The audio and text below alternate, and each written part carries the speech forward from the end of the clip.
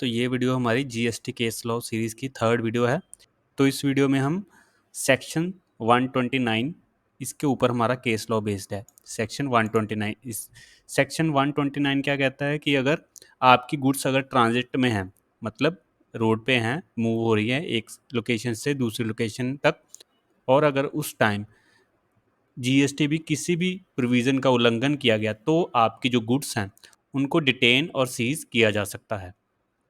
और वो गुड्स तभी छोड़ी जाएंगी अगर आप उसकी जो बनती पेनल्टी हो section subsection A B C तीनों में से जो भी आप पे जो पेनल्टी लगेगी वो अगर आप पे करते हो तभी वो गुड्स रिलीज़ की जाएंगी। ये पेनल्टी क्या है? तो सबसेक्शन ए में क्या कहता है पेनल्टी, अगर आपकी जो गुड्स डिटेन हो गई हैं और कोई रूल या कोई प्रोविज़न का आपने कॉन्ट्रावेंशन किया है तो आपको पेनल्टी पे करनी पड़ेगी। जितना भी आपके बिल के ऊपर टैक्स अमाउंट है, मान लीजिए आपके बिल के ऊपर टैक्स अमाउंट जो है 10,000 रुपये है, तो आपको पेनल्टी पे करनी पड़ेगी 200%, यानी कि 20,000 रुपये। और अगर आप सप्लाई कर रहे थे एग्जम्प्टेड गुड्स की जिसपे जो है जीएसटी नहीं लगा हुआ, तो उस टाइम आपको जो है जो गुड्स की वैल्यू है उसका 2% आपको पे करना पड़ेगा, या फिर 25,000 रुपये, दोनों में से जो कम है तो वो वैल्यू आपको एज ए पेनल्टी पे करनी पड़ेगी। और ये जो 200% या 25,000 आपको तब है अगर ऑनर ऑफ द गुड्स जो है वो सामने आ जाता है कि जी हाँ, हमसे गलती हुई है और ये गुड्स हमारी हैं।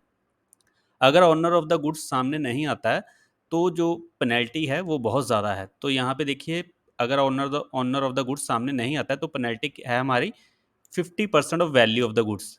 अगर आपकी गुड्स की वैल्यू 1 लाख रुपए थी तो आप पे 50,000 रुपये पेनल्टी लगेगी, या फिर 200% ऑफ द टैक्स, दोनों में से जो ज़्यादा है। अगर 1 लाख की गुड्स थी तो उस पर 18% यानी कि लगा लो 18,000, और उसका 200% 36,000, या फिर 50% of the value of goods, जो हमारी 1 लाख का 50% 50,000 आएगा, तो यहाँ पे हमारी 50,000 पेनल्टी बन जाती है।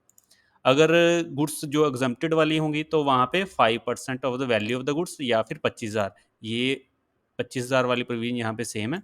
तो इन दोनों में से जो कम होगा वो आपको पेनल्टी यहाँ पे करनी पड़ेगी, तब आपकी गुड्स रिलीज होंगी। या फिर आपको जो है सिक्योरिटी प्रोवाइड करनी पड़ेगी, जो भी आपकी सबसेक्शन ए या बी में आपकी जो पेनल्टी बनती थी उसके इक्वलेंट आपको सिक्योरिटी प्रोवाइड करनी पड़ेगी, फिर आपकी जो गुड्स को रिलीज किया जाएगा। तो ये पावर्स हैं जीएसटी ऑफिसर के पास अंडर सेक्शन 129। इसमें आगे देखेंगे तो जो प्रॉपर ऑफिसर होता है जो आपकी गुड्स को डिटेन करता है या सीज करता है, तो डिटेन और सीज करने के बाद उसको विद इन 7 डेज में आपको जो है नोटिस इशू करना होता है, और उस नोटिस इशू होने के विद इन 7 डेज उसको ऑर्डर इशू करना होता है पेनल्टी का, कि कितनी पेनल्टी उसने लगाई है आपको। 129 सबसेक्शन ए में आपको पेनल्टी लगा रहा है या फिर सबसेक्शन बी में, और वो पेनल्टी लगाने से पहले आपको एक अपॉर्चुनिटी ऑफ बीइंग हेयर्ड भी प्रोवाइड करेगा जीएसटी ऑफिसर। और अगर आप ये पेनल्टी को पे करने में फेल रहते हो तो जो है जीएसटी ऑफिसर के पास पावर है कि वो गुड्स या फिर वो व्हीकल जो कन्वेंस है उसको सोल्ड करके भी अपनी जो है पेनल्टी को वसूल कर सकता है।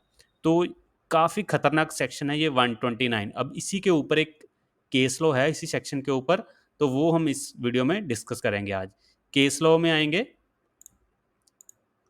तो यहाँ देखिए हम एक केस लॉ में आ गए हैं, assistant of commissioner versus Satyam Shivam papers private limited. तो इस केस लॉ की क्या बैकग्राउंड है? इस कंपनी की गुड्स जो कि इन ट्रांजिट में थी वो एक जीएसटी ऑफिसर ने डिटेन कर ली, और जीएसटी ऑफिसर का कहना था कि इनकी गुड्स जो हैं इन ट्रांजिट में है और इनका जो ई वे बिल है उसका टाइम एक्सपायर हो चुका है। और यहाँ पे एसएससी का कहना था कि हमारा डिले होने का कारण ये है कि जो रास्ते में ट्रैफिक ही बहुत ज़्यादा था और ये अनअवॉइडेबल ट्रैफिक था, तो इस कारण से हमें यहाँ पे देरी हो गई है। और वहाँ पे जीएसटी ऑफिसर ने एसएससी की बात नहीं मानी और उस पर जो है पेनल्टी इम्पोज कर दी सेक्शन 129 में।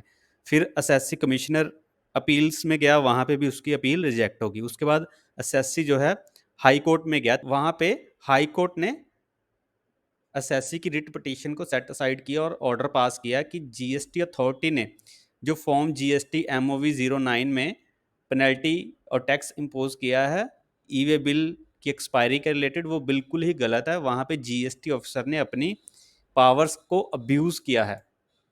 और क्योंकि वहाँ पे हाई कोर्ट का ये व्यू था कि जो जीएसटी ऑफिसर को वहाँ पे सेसी की बात सुननी चाहिए थी। अगर कोई अनअवॉइडेबल सर्कमस्टांसिस थे तो वहाँ पे सेसी को कोऑपरेट करना चाहिए था।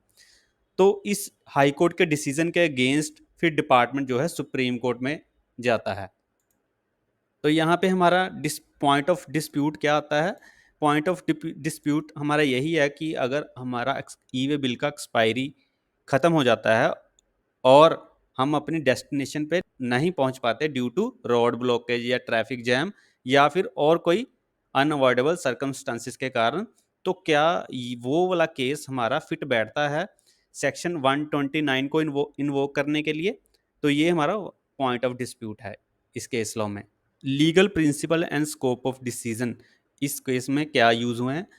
यहाँ पे हाई कोर्ट का कहना था कि यहाँ पे जो असेसी की कोई भी ऐसी इंटेंशन नहीं थी टैक्स को इवेड करने की या गलती करने की। यहाँ पे हाई कोर्ट ने इस केस में दो बातों को आइडेंटिफाई किया था। एक तो कि यहाँ पे जीएसटी ऑफिसर की ड्यूटी बनती है कि अगर असेसी ने उसको कोई एक्सप्लेनेशन दी है कि किन कारणवश से उसका ई वे बिल एक्सपायर हो गया, क्यों वो अपने डेस्टिनेशन पे नहीं पहुंच पाया, वो एक्सप्लेनेशन जीएसटी अथॉरिटी को भी कंसिडर करनी चाहिए। दूसरा, यहाँ पे हाई कोर्ट का ये भी कहना था कि जीएसटी ऑफिसर को हर बार यही नहीं सोचना चाहिए कि अगर कोई ई वे बिल एक्सपायर हो गया है तो उसमें जो है टैक्स इवेजन वाली इंटेंट थी एसएससी की, ऐसा जीएसटी ऑफिसर को नहीं सोचना चाहिए। तो यहाँ पे सुप्रीम कोर्ट ने क्या कंक्लूड किया? सुप्रीम कोर्ट ने जो है तेलंगाना हाई कोर्ट के की जजमेंट को ही अफर्म किया है और उन्होंने यही कहा है सुप्रीम कोर्ट ने भी कि हम यहाँ पे टैक्स इवेजन वाले इंटेंट को यहाँ पे नहीं मान सकते अगर किसी एसएससी का ई वे बिल एक्सपायर हुआ है किसी अनअवॉइडेबल सर्कमस्टांसिस, यानी कि जैसे ट्रैफिक ब्लॉकेज इस केस में था। तो अगर ऐसे केसेस में हम ये नहीं मान सकते कि यहाँ पे एसएससी की जो इंटेंट है वो टैक्स इवेजन वाली है। तो ये कहकर सुप्रीम कोर्ट ने हाई कोर्ट की जजमेंट को यहाँ पे टिक लगाया है। आई होप कि अगर आपको भी कभी प्रैक्टिकल इशू ऐसा देखने को मिले तो आप इस जजमेंट का बेनिफिट ले सकते हो।